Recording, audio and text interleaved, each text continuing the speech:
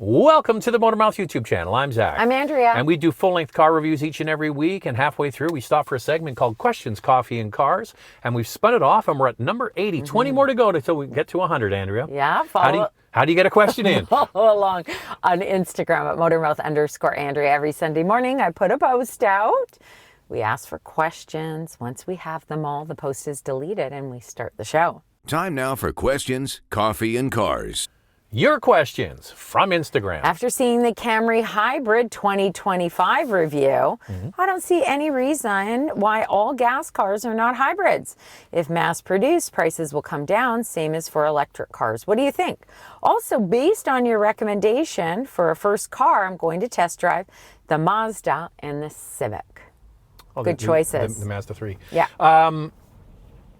If I was running the world... Which you're not. Or at least this country. I don't even run the house. That's not true. We're together.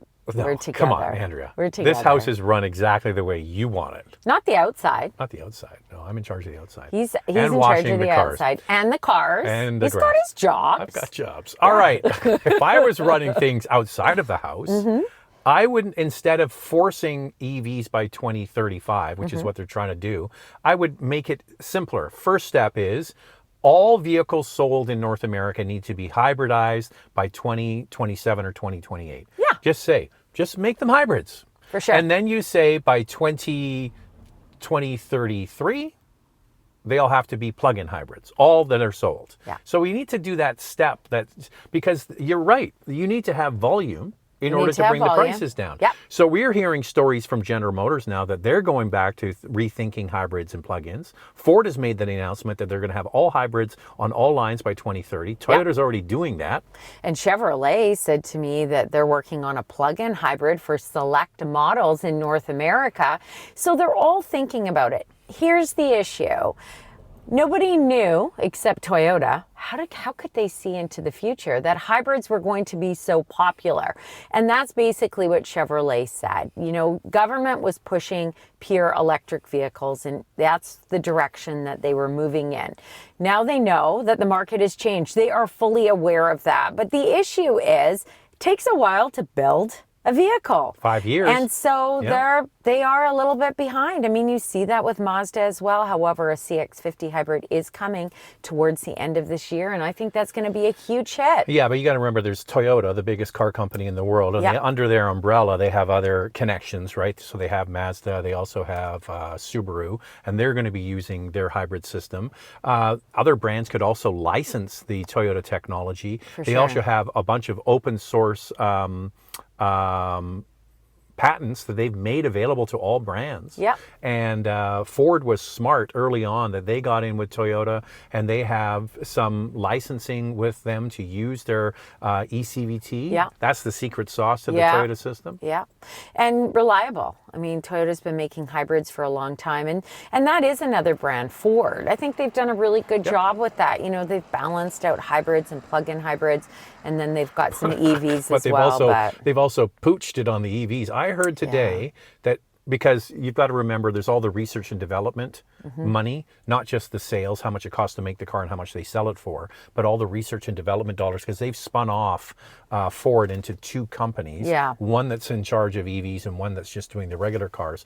It's over like $100,000 in losses per unit. It's crazy. Oh, these brands, I mean, what they're going through. And like we said, we talk to them at different events, from engineers to product planners, and it's tough right now. They've really got to figure out their portfolio, and hybrids are it, and plug-in hybrids, and Toyota's nailed it. Well, yeah, you can have electric cars. There are people who want electric. There's people who want electric cars. Absolutely. Sell them an electric car. Yeah. That's great. Yeah. But don't force people who don't want an electric car to buy an electric car, because for some people, that's not what they need. No. And telling car companies and telling the public it's one or the other is just no way to get to the end goal. No. The end goal is to reduce emissions. If we want to reduce emissions, just say everything's got to be electrified. No, hybridized. No, but everything electrified, whether it's hybrids, plug-in hybrids, or pure EVs, let consumers decide what they want, but offer them all. Love See, the channel. that's if we were running things, Andrea. It's if we were running things, which we're not. We're not. But we are running the Motormouth YouTube Yeah, channel. so let's get back to the programming. Love the channel, thank you. Been looking at the Infiniti Q50 3-liter turbo. How's the reliability with these cars? Well, I did pull some numbers. I'm going to predict it. You want to hear it? I want to hear it. What do you? Off the charts high. Because, for reliability? Yeah, because the Q50 has been made since Moses was a boy. It's an ancient car. So I think they figured it out. Yep, you're right. Quality and reliability, an 83 out of 100. Resale value, believe it or not, 88 out of 100. And the dealership experience was good as well, 84 out of 100. This is a perfect lesson in anybody who's looking for a car. The longer a car is made, the more reliable it gets. For sure. And the longer you wait until the model is deleted and changed, the better for the consumer. Yeah. Except, Andrea, our 7 Series that we bought, I bought that car. I was Mr. Know-It-All about cars, and I'm like, I'm going to buy one that was made in the last month of production. Yeah. It was made in May of 2001. It was a 7 Series, a 740i. They called it the IS with the sport package. And it was plagued with electrical problems. Maybe there was... maybe it was after a long weekend in Germany. It was not reliable at all. The car wouldn't start. So take the longer they make it, the more reliable it typically is, with a bit of a grain of salt, but overall I would say that is true. And I also want to say, for those, we did talk about this in other questions, coffee and cars. BMW really annoyed me, for those who know. But the thing is, BMW has upped their game. They've gotten a lot better. They have upped their game. They've gotten a lot better. Very lately. reliable vehicles now. Hi, Andrea and Zach. As a new driver from Toronto, Ontario, I'm recently interested in buying a 2024 Hyundai Kona N-Line Ultimate. Do you think it's a good idea, or do you have any recommendations? Thank you. Why not? I think it's good. I mean, I'm not sold on the look of it, but me either, but that's us. But if you love it and you think it's cool, then go for it. And I think, I don't have a problem with it. I think the N-Line looks good. There's so many options in that subcompact class. The Kona has gotten bigger, so it competes well. One of the biggest things about the previous model that people complained about, was tight. Yeah, and the rear seat was really tiny. They've fixed all that. I don't have any problem with it. I think it's a good choice. You know what? The Kona, I just saw the numbers for the first quarter of 2024. Yeah. Is in the top 10 in sales Doesn't in surprise Canada. me. So Yeah. So you can have that in Ontario. A place to live, a place to grow. It's Ontario. Okay. Thank you for your great content. Now that Toyota's redone the Camry and they'll be offering an all-wheel drive version, is there any advantage to getting a Prius? Their prices are very similar. Oh, I'm with you on that. I'm totally with you on that. Guess what? A Prius has gotten expensive. No. You know, if you go online and you look at the Prius, the hybrid we're talking about, there's no front-wheel drive option anymore. It's all-wheel drive. And I asked Toyota about that, and they said, yes, we eliminated front-wheel drive in Canada. I predict that was all done as product planning because Camry is getting updated. Yeah. So they want to have this staggered approach. So maybe they're looking at Prius as more of a premium car. Listen, the thing about the Prius versus the Camry is the Camry has a more of an upright traditional sedan shape. Yeah. Where the Prius has got that real sloped windshield. It's got the big A-pillars. You kind of struggle to see around them from time to time. It's got a bigger back seat in Camry. Sure does. It's got a big trunk. It isn't a hatchback, but it's got a big trunk. It's got a wider track, a longer wheelbase. It's going to be excellent on longer highway drives. I thought the new Camry was fantastic. Excellent. And hey, it has a lower price point than the Prius because there's only 2 trims of the Prius in Canada. It starts at just over $40,500, but that top trim is over $46,500. Then you look at the Camry, the first all-wheel drive model starts at just under $38,000. Wow, take my money. I know. And the XSE, the sportier one with the Sport Tune suspension, just over $44,000. And it actually has a lot of features in it. So once again, less than the Prius, that top trim. And then the XLE is where you get the fancy power passenger seat. Passenger seat and the fancier looking Still interior. less than the Prius. That top trim is under 45,000 Canadian. Hello. You know what I think, Andrea? What? They are trying to absolutely push down on the accelerator and kill the competition 100%. in the mid-size sedan space. Yeah. They already have a gigantic lead. They're the best seller. Like Camry's the best-selling car in the United States. United States. It's the best-selling mid-size in Canada. Best-selling car in Canada is still... Is it Corolla or Civic? It goes back and forth. Yeah. But yeah, I think they're just basically like, hold my beer, watch this. We're going to kill everybody in the mid-size space. And in Canada, more compact sedans are sold than the mid-size sedans like a Camry. They're just more popular. And we all know... In the U.S., it's the inverse. Yes, and you have to remember compact sedans have gotten quite large now. So do you really need to move up? And that's the case. And I think Toyota's got to keep it competitive, or guess what? Camry is not going to sell very well in Canada. I've got a prediction about Camry. People are going to wake up and realize that sedans offer a lot. Yeah. So you have basically the same powertrain as the Prius, but with a larger displacement gas portion, which is instead of 2 liters, 2.5. It's got the newest generation of hybrid system. 5th generation. It's cheaper than a RAV4. It's cheaper than a Prius, but it has all of the stuff we mentioned. It's going to be a massive hit. I don't know about massive hit. You have to remember the segment. Yeah, the sedan space is definitely not as popular, but I mean, it's going to outstrip sales from the past. But it's very good, and the fuel economy is awesome. I mean, we in our review used 18-inch wheels, but if you go for smaller wheels, which quite a few of you said, like, look, if I'm getting the Camry, I might just go for 16-inch wheels and get even better fuel economy. You made some really great points. Well, if you get somebody to help you push too, that might help. That's helpful. Been watching the channel for a few years now. I currently have an Acura RDX. I love it, but it's a lease, and the true touchpad interface is something I don't want to live with anymore. Really want to go back to a sedan. I've narrowed it down to 3, the Audi A4, Genesis G70, and BMW 3 Series. I want to stick around 50,000. The Audi seems to be the best bang for the buck to me, with all the technology that is in there, and the fuel economy looks pretty good. I would agree the Audi's the best bang for buck because it's the oldest. It's been around for a long time, but I've always had a soft spot for the A4. Yeah. I think the A4 is a very competent car. Yeah. So why not? So the G70 you have to try out because it does sit quite low to the ground. We actually have a neighbor who went from an A4 to a G70, and it doesn't work great for him. He didn't realize how low it's at to the ground. So that's an important thing to check out. For me, you know what I would go with? I like the BMW.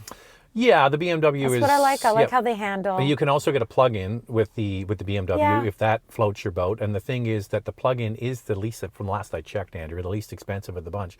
So you can save some fuel, or you could go the other way and get the inline 6. And the thing about Audi, and this may not be an issue for you, the steering is really light. It's an Audi trait. I prefer something a little bit heavier. Do you believe there is a conspiracy to shut down EV sales? Like claiming sales are down when they're actually up? Also using influencers to promote bad news. It seems that since battery prices have gone up, the manufacturers are consistently trying to think of ideas as to why people shouldn't buy EVs. I believe when prices come down, we will see another push on EVs. What are your thoughts? Well, I'll just tell you what's happened with EVs in the last 18 months is, so EV sales are going up, right? And then what happened in the last 18 months? Interest rates went up and EVs are expensive. So people are pragmatic with their dollars and they're like, okay, so as interest rates went up, EV sales started to do, actually EV sales flattened out. Yeah. So the problem with what the car companies have an issue with is, we talked about Ford losing so much money per unit because the research and development costs are so extortionately high, is that they have to amortize it over many, many vehicles. So what they need is increased sales at a rate that will help replenish their bank balance to improve the research and development for the next generation of EVs. So we're not seeing the rate of change at the speed the car companies had banked on. No. And they're not going to eliminate EVs. They're just going to take a look at the market and see what is popular, which is hybrids and plug-in hybrids. Plug-in hybrids are also very expensive to produce for these manufacturers and a little bit more complicated because there's a lot more going on within the system. I think that you're right. It depends who you speak with about promoting news. We always say that EV sales are up. They're up. They're just not growing at the rate they had hoped. rate the manufacturers had hoped. EVs work for some people and not for others. We have no issues with electric vehicles. I think that if you are in the suburbs and you're traveling to the city and you've got a couple hours drive and you're sick of paying for gas and it works well for you because you put so many kilometers or miles on that vehicle, we think it's great. We think it's great, but there are people who are not interested in an EV right now, and I think that these brands have to have a portfolio that is going to work for all consumers. Well, let's just back it up just a second. Tesla is the first to market leader when it comes to EVs. Their market share is starting to erode a little bit because there's more competition. Their first quarter results of this past or last 3 months was down. Revenue was almost 50% down. So even the market leader is feeling it. And a lot of it comes to interest rates. Cars are expensive. And then you've got the compounding factor of a massive push in China for EVs, of domestic homegrown Chinese brands. There's about 100 EV startups in China that you've never heard of. I haven't heard of them. I know of the big ones, like there's Geely and BYD and a few others, but outside of that, there's so many of them, and the Chinese want to buy Chinese.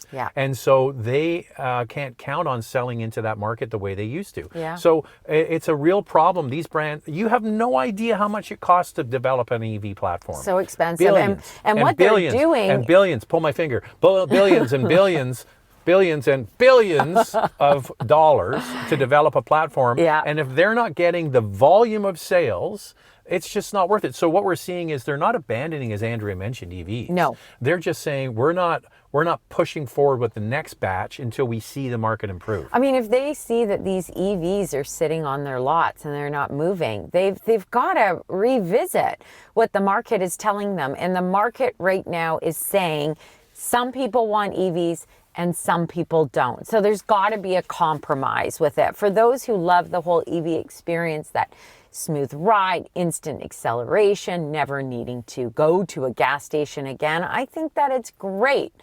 But like I said, it doesn't work for everyone. So I think there's a lot of misinformation in media is that EV sales are down. They're not down. The EV sales are up. They're just the rate of change is down. And that's where they've got to revisit. Love your channel. Thank you. My trusty, spacious Toyota Matrix is 20 years old next year. Wow. I'd like to replace it with a compact all-wheel drive SUV hybrid that I can own for the next 20 years. The RAV4 Corolla Cross hybrids are both way too cramped for my 6'2", 275-pound dad bod. Rogue, Tucson, Sportage fit me better, but don't have the long-term Toyota reliability. You guys always say Honda is way overpriced, and I can't afford the luxury brands. Suggestions? I was just going to say, just get the Honda CR-V. And yes, you might pay a little bit more for it compared to maybe what else is in the marketplace, but it's also about brand perception and resale value. So look at it as what I call dollars in, dollars out. So you're going to put more dollars in to get the Honda CR-V, but you're going to get good resale for it later. So it all kind of equalizes, and it's going to fit you better. So try it. And here's the thing, the CR-V hybrid is not as difficult to get as the others because it's priced higher. Yet we have viewers who have reached out. They love it. They got the CR-V hybrid. They're happy to pay a little bit more. And you're going to get that money back when you go and sell it later on. So definitely look at it. And it's big. I mean, it is spacious, the back seat, the space in the front. Hardware. It's very well designed. And it handles really well. I mean, we really like the hybrid. It's good. We're just on them for price. You'll also find the space in the other ones that you mentioned.